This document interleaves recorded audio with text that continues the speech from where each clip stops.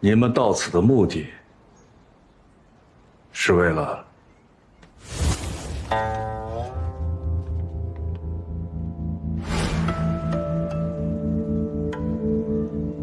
你放心，我们来这里并无任何目的。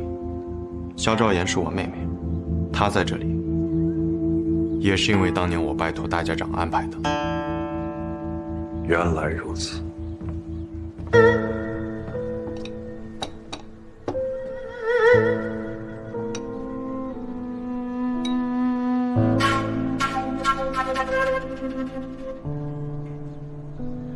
那我便不打搅各位了，告辞。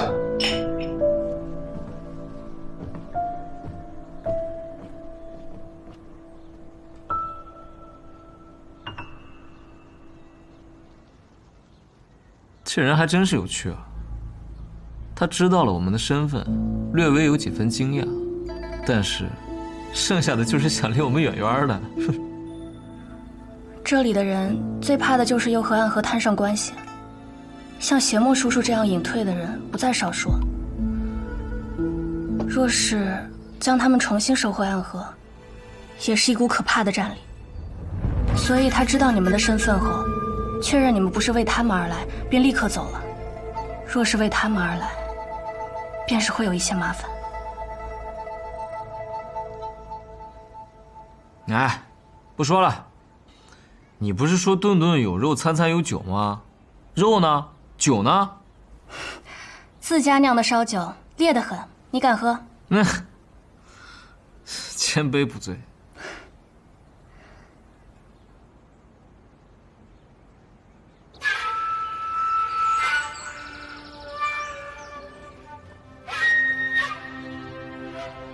你居然敢在大白天来舅舅府上求降，说明你已经说服了三家之人。是的，爷爷他们已经答应跟殿下合作了。很好，识时务者才为俊杰。义卜若能明白这个道理，也不至于落到这个下场。而你做了对的选择。从少时起，我便奇怪，为何影卫们可以来去自如，而我们三家却只能守在万卷楼周遭，做他义卜，做他影宗的后院守卫。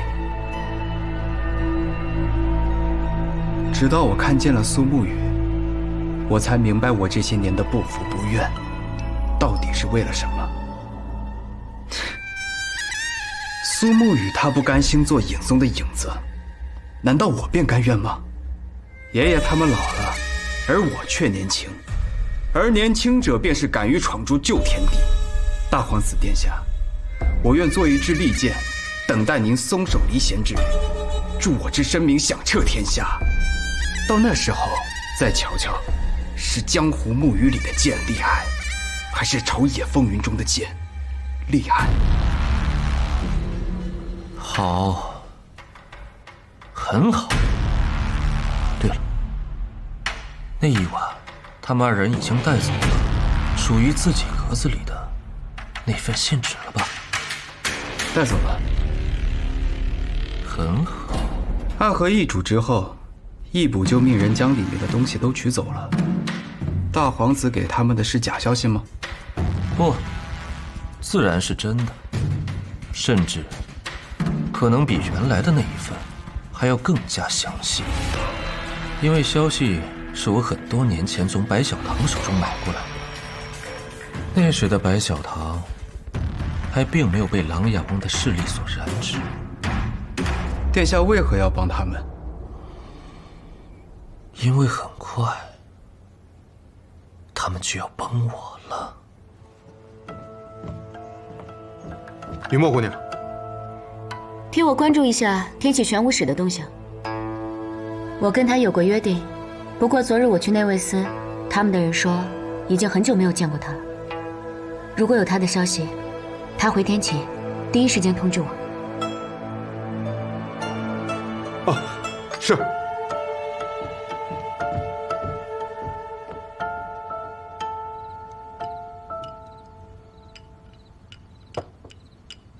什么前辈不醉啊？才一碗老烧酒就醉倒了。昌河有一个神奇的能力，想喝醉时一杯便醉，想清醒时，即便你把整个村子的酒都搬来，那也是千杯不醉。那他今夜为何选择一杯就醉呢？因为他知道，有些话，我要和你单独说。什么？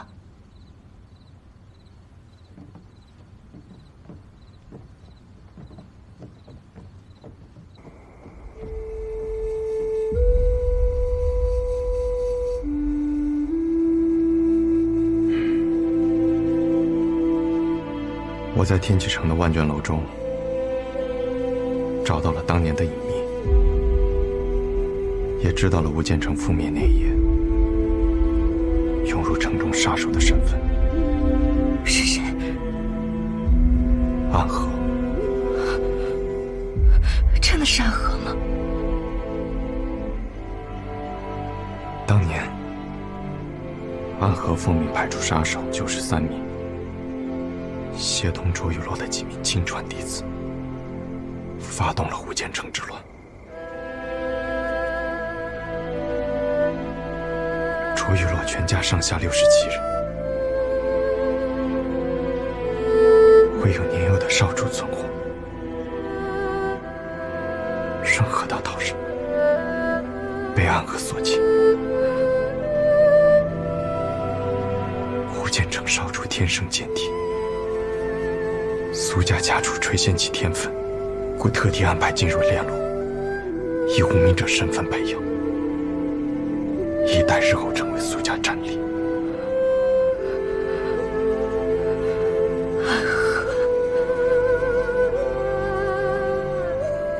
是，我一直寻找的罪魁祸首，原来就是我从小生活的地方。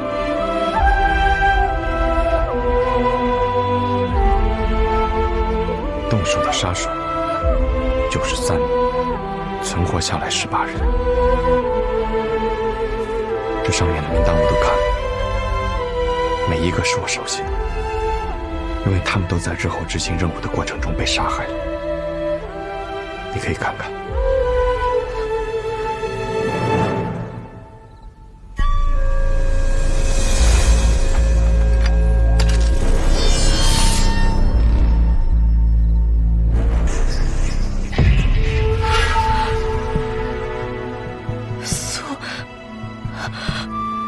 苏邪墨，往下念。苏笑颜、谢水桃、穆天泽，这些人你都熟悉吗？这些人全部都在家园里。明白了。宇哥，你要去做什么？我只是去问一些问题，你在这里等着我。里面的人若是醒了，那便让他好好待着。宇哥，放心，总不能昨日还说这里是家园，今日便把整个村子给屠了。苏邪墨住哪儿？村口第3家。好，小心。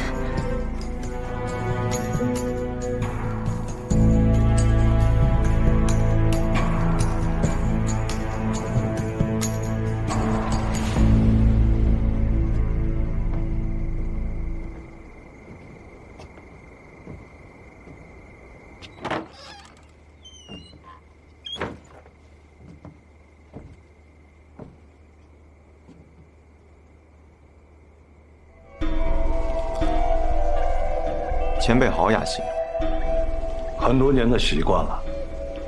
喝上一壶酒，吃上一碟花生米，是我每日唯一快乐、轻松的时光。我理解。今日见你的第一面，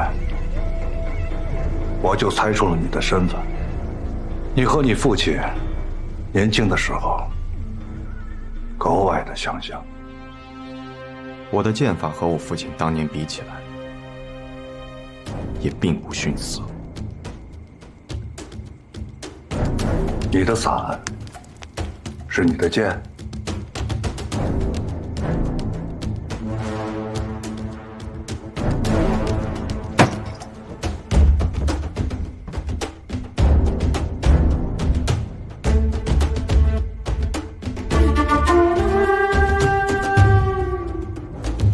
我的伞中藏有18剑，这屋里屋外加起来共18人，刚好一笔剑，取一条你们的命。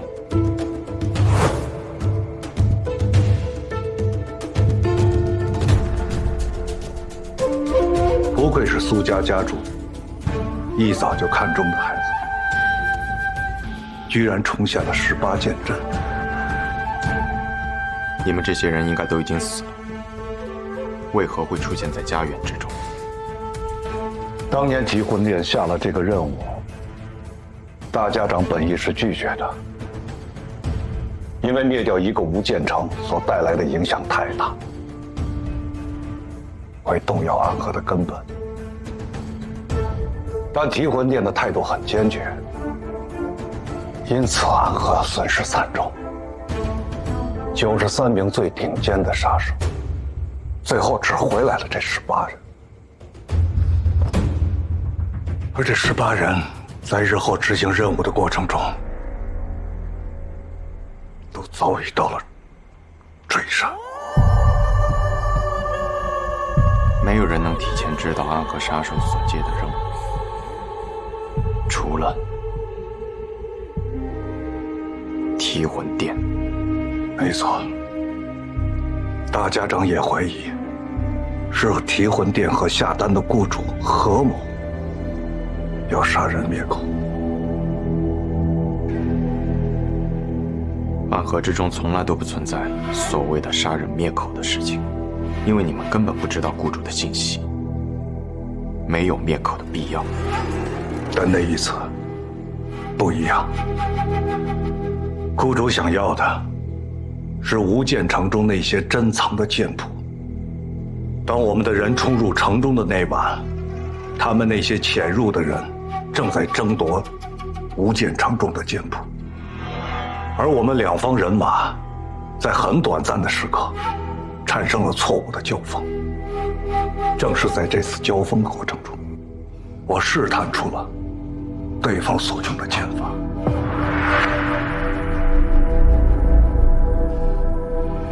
成剑上9天，龙影落黄泉。没错，是9天剑法。无双城，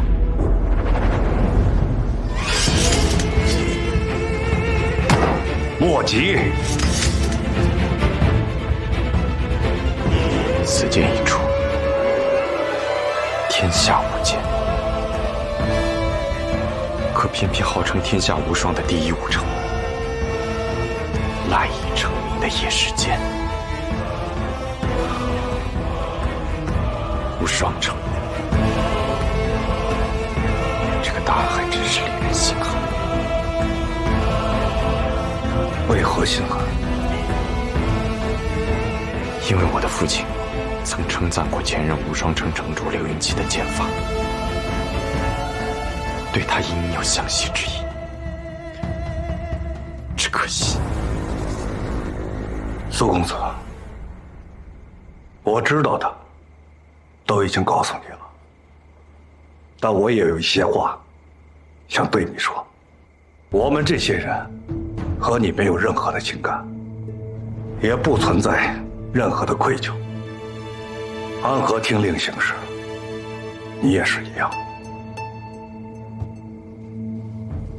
所以，今日若你想复仇，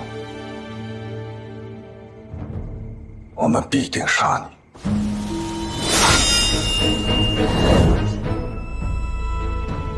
我若要寻仇，找的也应该是卧道之人，这点我明白。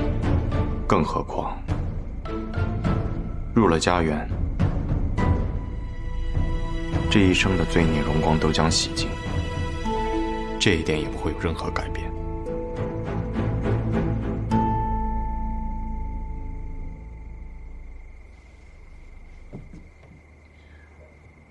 苏家主，多谢。我们这些人已经很多年没有动过刀子了，现在挥起锄头来，可比挥剑来得更熟练。告辞。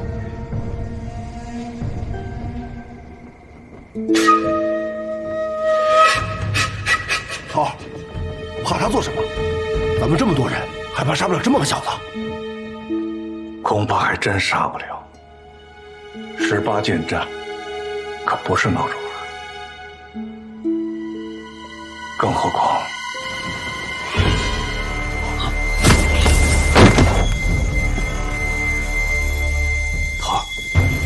他什么时候来的？已经来了很久了。刚才我们现身的时候，门外这人就已经动了杀气。如果我们真的动手，他一定会冲进来的。他是暗河这一带的大家长，苏长河。苏长河，有意思。那他身上这股气息是？他练了研魔掌。我听说，这是一门被诅咒的武功，但凡修炼此等武功的大家长，都不得善终。我不相信这种说法，只因我们这样的人，大多都没有善终，所以才显得，似乎每一位修炼研魔掌的大家长，都不得善终。你怎么来了？不是不让你来吗？我喝醉了，没听到。不是让昭妍告诉你了吗？我为什么要听一个小丫头的话？不过既然你不打算动手了，那我们明天去南安吧。为何这么突然？要去南安？刚刚来的消息，你相好的让我们去玩。说原话。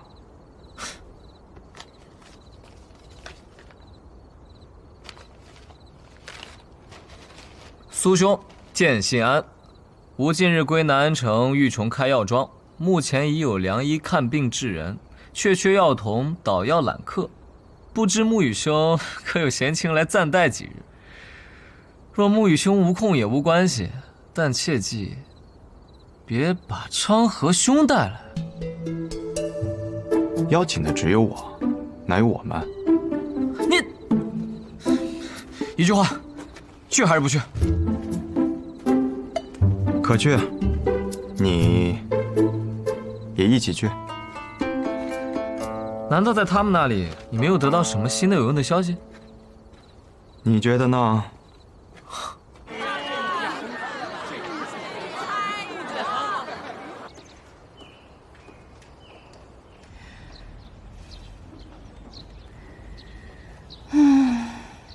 这样的生活可真美好啊！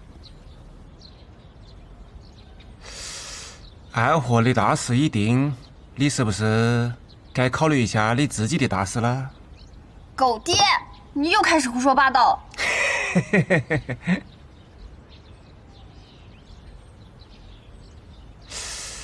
我觉得苏沐雨蛮好的啊，暗河里面这人啊，我看他最顺眼。可是我不喜欢他那样的，太轻了，感觉很没趣的样子。可能大多数女孩子会喜欢他那样，看起来温柔，而且长相也很俊秀。但是什么？但是我更喜欢有意思的人，比如苏昌河那样。啊？那可是暗河的大家长，要武功有武功，要地位有地位，而且呢，人也很有趣，说的话别具风味，是一个很特别的男人。这个臭小子，你这个臭丫头！哎，狗爹，你去哪儿啊？我不能杀你，你是我的女，但我可以把苏长和那个男仔杀了。你等着啊，我马上回来。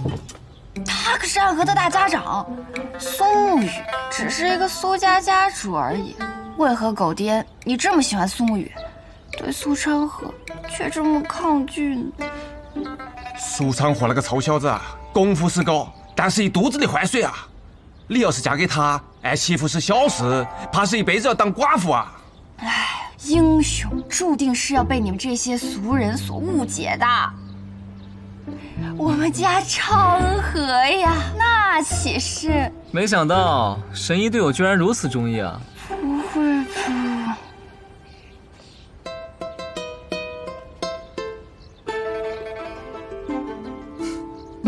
我对神医也十分中意啊。怎么来的人是你呀？那你希望来的人是谁？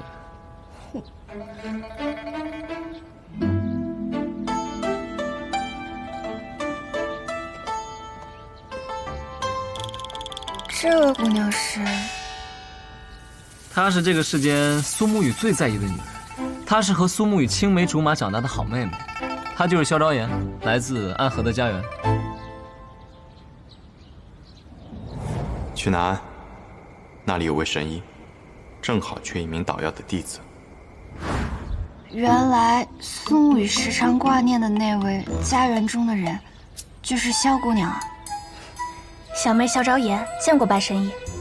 小妹，这么说，萧姑娘比我年轻了。敏感了，敏感了不是？你这小丫头真不会讲话。白神医才30，你怎么能叫姐姐呢？你应该叫她狗爹。在，给我杀了他！好嘞！呀，往来跑！哎，直说，快点！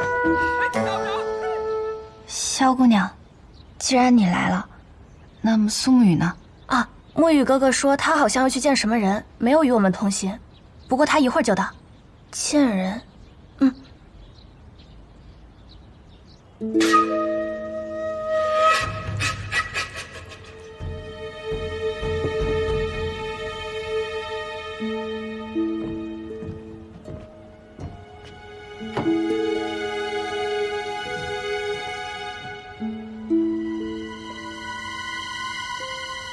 你跟了我一路，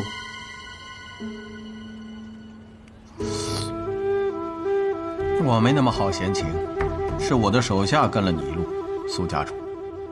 姬堂主，此番前来是为了何事？苏家主在国丈府有没有带走什么关于白小堂的东西？若有，那么便可以证明我这次千里奔波是有意义的。姬堂主说话还是这般高深莫测。高深莫测吗？我还以为我已经说得很明白了。可是谢教那个用弓箭的孩子告诉你的，我有我自己的判断。姬堂主可曾去过万卷楼？知其一二。那万卷楼里面有暗河，有逍遥御风门，当然也有白小堂。我白小堂号称天下白小，本就看不上什么万卷楼，可是偏偏那万卷楼当中，却有我白小堂的信息。若这份信息烧了也好，若是留着，那么便不可被别人所得。白小堂在书架上书卷是最少的，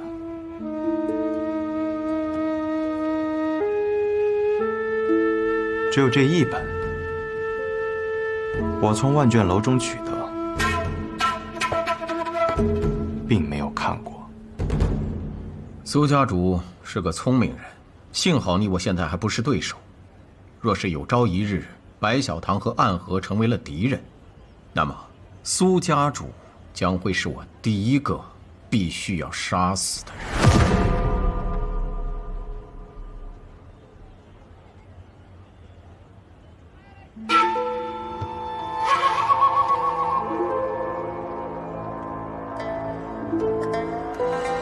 我拿出这本书，并不是要卖姬堂主一个人情，毕竟我若任其在大火中焚毁，也就没有此事了。我拿出的，是因为我发现藏在格子里的那份信纸，纸张是新的。我曾找白小堂买过消息，白小堂的意思是，那个消息会引起江湖之变，所以不能卖。我想请姬堂主看一眼我得到的消息，只需要说一声“真”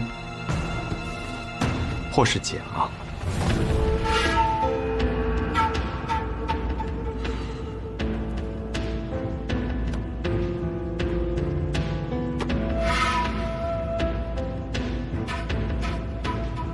好。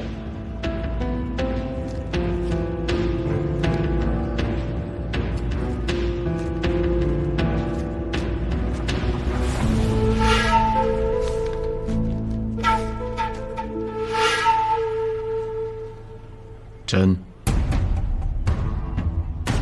多谢。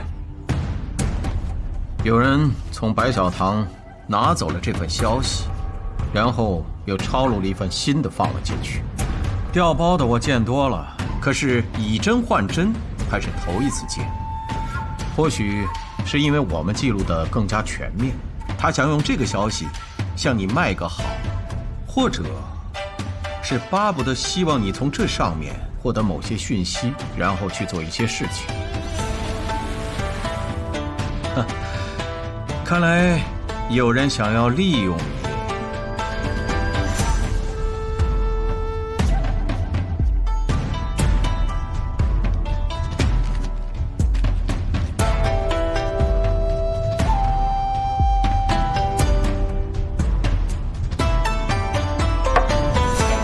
此事就不烦姬堂主操心了。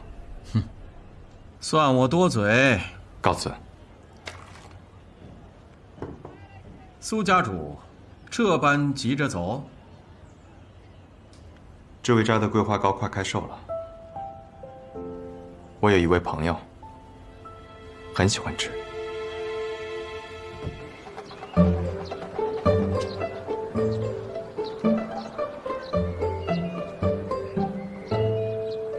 鹤羽药妆。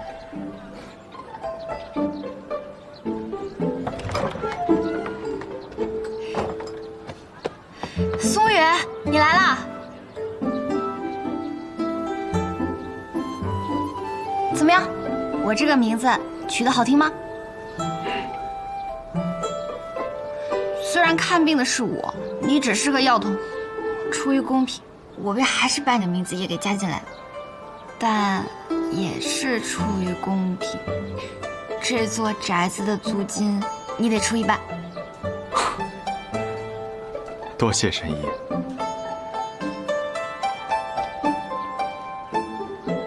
这位斋的桂花糕，你谢我做什么？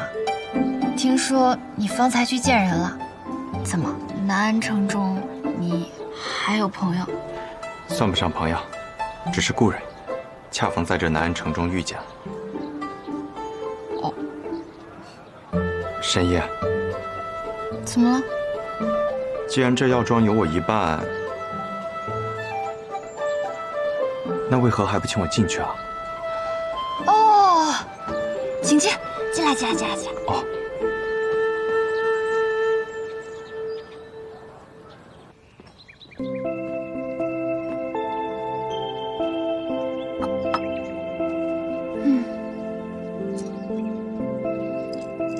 他们人呢？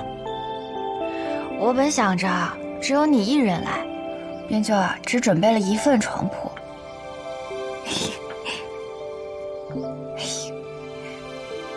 狗爹呢倒是有先见之明，知道苏昌河定会跟来，所以就悄悄多准备了一份。可谁想到你带回来个青梅竹马，狗爹就只好带着他们去置办一些床铺还有杂物了。原来如此。你笑什么？你说，昌河买东西会讨价还价吗？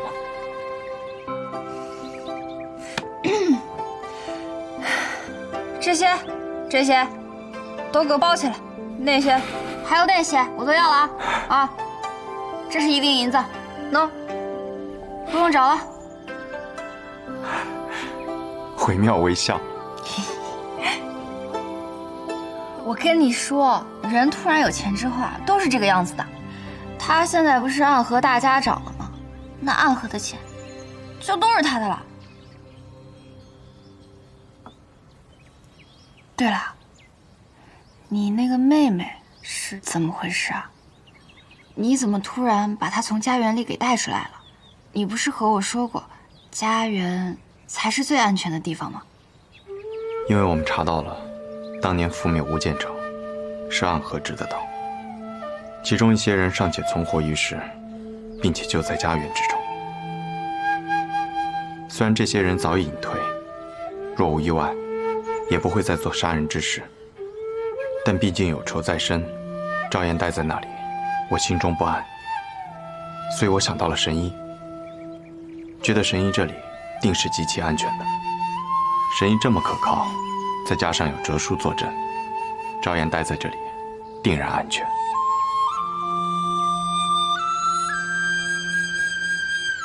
听你这么说，你是要把他托付给我？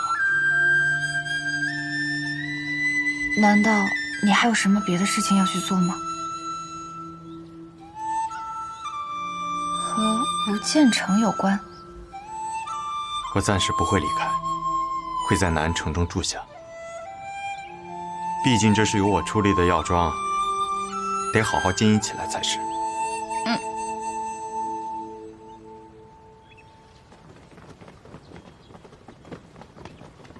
都进来，都进来！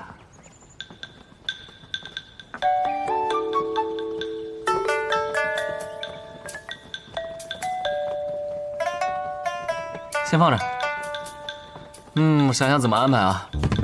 那些吃食先放到厨房。好嘞。床褥什么的，哲叔，你带着他们先放里屋。跟我来。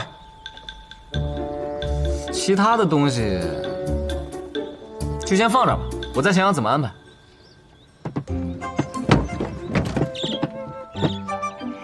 你看我说什么来着？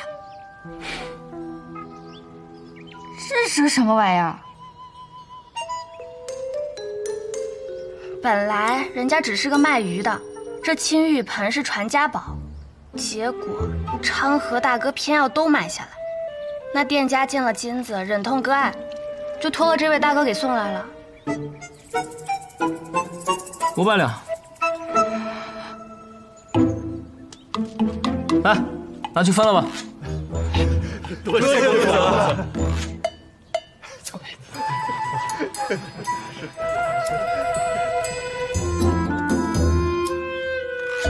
我们这是药庄，又不是杂货铺。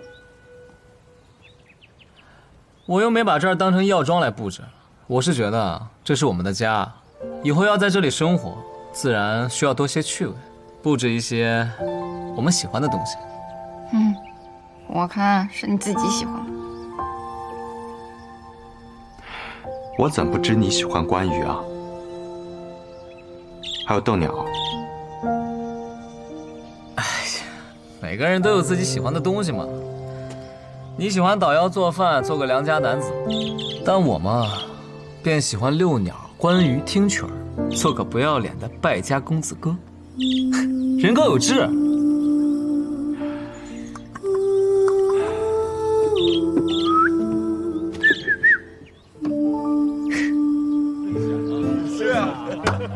哎，各位南安城的父老乡亲们，下面我宣布，我们鹤羽药庄正式开张啦！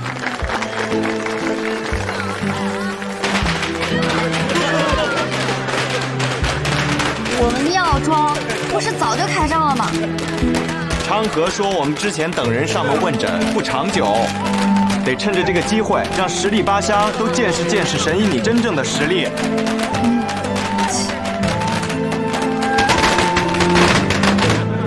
多热闹啊！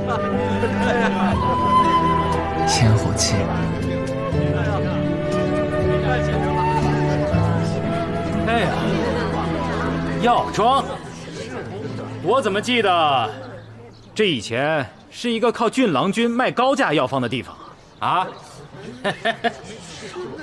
南安城里边有大大小小63家药庄，更有4大名医、30圣手。